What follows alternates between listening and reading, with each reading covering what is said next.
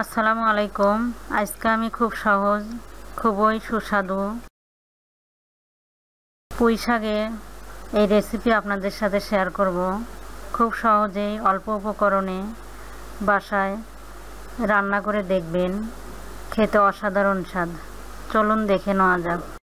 আর পরিবেশন করতে পারেন রুটি পরোটার সাথে, খেতে খুবই মজার হবে।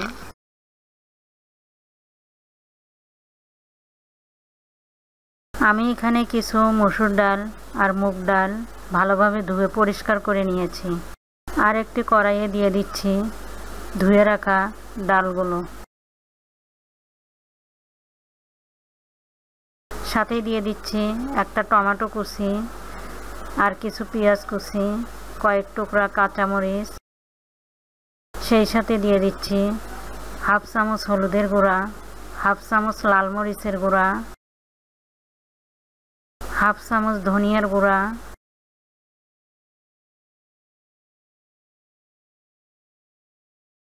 স্বাদ মতো লবণ, অল্প কিছু সরিষার তেল।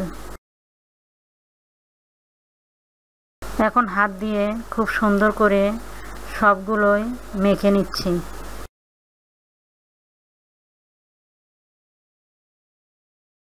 এ সময়ে বেশি তেল দেওয়ার প্রয়োজন নাই, কারণ আমি ডাল বাগার দেব।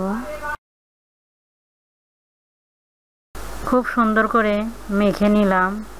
এখন ধুয়ে রাখা পুঁই শাকগুলো দিচ্ছি। শাক দেওয়া হয়ে গেলে খুব সুন্দর করে মেখে নিচ্ছি। এখন শাক আর ডাল ভালোভাবে মেখে নিলাম। সাথে দিয়ে দিচ্ছি কয়েক টুকরা আলু দিয়ে আবারও ভালোভাবে মেখে নিচ্ছি।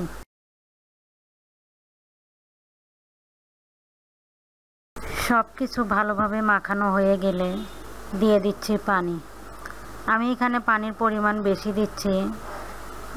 এই পানি দিয়েই ডাল শাক সিদ্ধ হবে, আবার গ্রেভি থাকবে।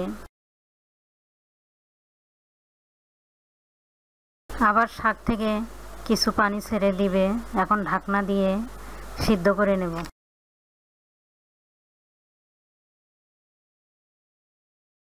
এরপর ঢাকনা তুলে নাড়াচাড়া করে দিচ্ছি। দেখুন ডাল শাক খুব সুন্দরভাবে সিদ্ধ হয়ে গেছে। এখন নাড়াচাড়া করে নামিয়ে নিলাম। লবণটা চেক করে নিলাম, ভালোভাবে লবণটা হয়ে গেছে। এখন নামিয়ে নিলাম আর চুলায় দিয়ে দিচ্ছি একটা কড়াই। আর এখানে নিয়েছি 2টা ডিম, স্বাদ মতো লবণ দিয়ে দিচ্ছি, অল্প কিছু মরিচের গুঁড়া। এখন ভালোভাবে ফেটে নিলাম। ডিম ভাজার জন্য কড়াইয়ে দিয়েছি সরিষার তেল, দিয়ে দিচ্ছি ফেটে রাখা ডিমগুলো।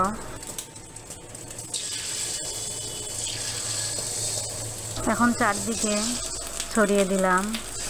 আপনারা যদি এভাবেই করে ডিম ভেজে তরকারি রান্না করেন, খেতে দারুণ লাগে। আমার এভাবেই করে ডিম ভেজে তরকারি রান্না করলে খেতে ভালোই লাগে। সেই রেসিপি আপনাদের সাথে শেয়ার করলাম। আমার মনে হয় ডিমে পেঁয়াজ দিলে রান্না করার পর চুপসে যায়, আমার খেতে তেমন ভালো লাগে না। এভাবেই করে আপনারা ডিম ভেজে যদি তরকারি রান্না করেন, দেখবেন রান্না করার পরও ডিমগুলো চুপসে যাবে না, আর খেতে ভীষণ টেস্টি হয়। এক পিঠ হয়ে গেছে, এভাবেই করে উল্টিয়ে নিলাম। এখন খন্তা দিয়ে টুকরো টুকরো করে নিচ্ছি। টুকরো করা হয়ে গেছে। এখন নাড়াচাড়া করে আর একটু কালার করে ভেজে নেব।